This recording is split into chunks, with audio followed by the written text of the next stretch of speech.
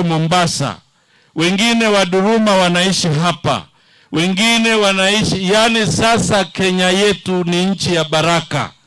Ni nchi ambayo sisi tunahusiana vizuri. Kwa hivyo mtu asituletee siasa ya kugawanya. Kwa sababu wewe ukigawanywa kwa misingi ya kabila, haitaishia hapo. Utagawanywa kwa ukoo, utagawanywa kwa nyumba, na mwishowe tutasambaratika. Kwa hivyo tunawaomba wananchi, puuzilieni mbali kabisa wale viongozi ambao kazi yao kubwa ni kugawanya watu kwa misingi ya kikabila. Kama ni uongozi wa nchi, mtu ajitokeze na sera, lakini asijitokeze na kusema yeye na kabila hii wanaungana ili watafute kiti. Hiyo wananchi na waomba mpuuzilie mbali, kwa sababu 2027 ndiyo siku, ndiyo mwaka ambao tutarudi kwa debe. Lakini tunaporudi kwa debe, hatutarudi pale kuangalia watu kwa umbea na propaganda. Tutaangalia kwa track record ya mtu. Wewe ulifanyia wananchi kitu gani? Wewe unataka kufanyia wananchi nini? Sasa ninaona wale vuguvugu wanaungana saa hii hawana sera, hawajasema ni kitu gani watafanya.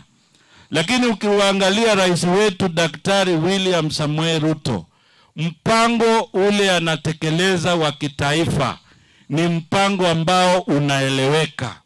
Ukienda kwa mambo ya elimu, mambo ya TVET, mambo ya elimu ya kitaifa, mambo ya elimu ya college na zingine, mpango unaeleweka. Ukiangalia mambo ya afya, mpango unaeleweka wa Taifa Care. Wale wengine mpango wao ni nini? Si mimi naona yao ni fitina peke yake.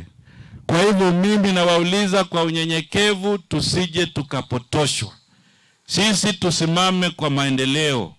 Tukisimama kwa maendeleo, tutafaidika. Na mimi naelewa, nimekuwa hapa Taita Taveta 2022. Tulikuja hapa kuzunguka kutafuta kura. Mimi nilikuwa pale naongoza mambo ya Kenya Kwanza. Lakini wengine walikuwa Azimio, si ndio ukweli wa mambo? Wengine walikuwa Azimio, wengine walikuwa Kenya Kwanza.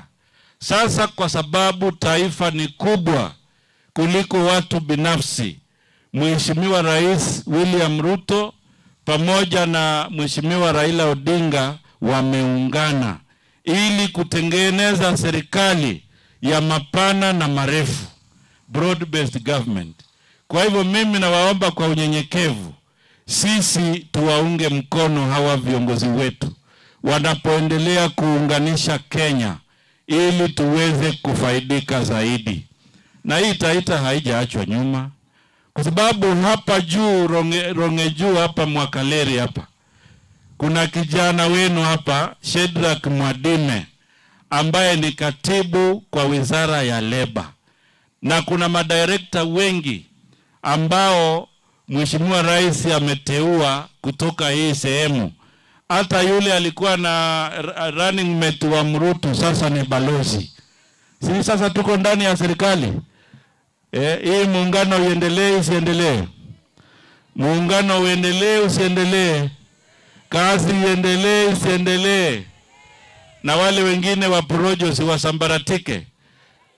Kwa sababu sisi hatutaki kurudishwa nyuma. Vile Taita Taveta, mambo ya stima, mambo ya nyumba, mambo ya masoko. Alafu watu wengine saa hii ni 2025 wanataka kufanyia rais mtihani. Kwani hii mtihani si iko na siku yake? Ama wale watoto wenu wakienda secondary wanafanya mtihani wakiwa form 2? Sipaka wafikishe form 4 ndio wafanye mtihani? Kwa nini saa hii ati watu wanataka tayari kumtahini rais? Situngoje 2027 ndio siku mtihani itafanyika siku hiyo? Na mnafikiri hiyo 2027 hiyo nyumba itakuwa haijakamilika? Sitakuwa imekamilika.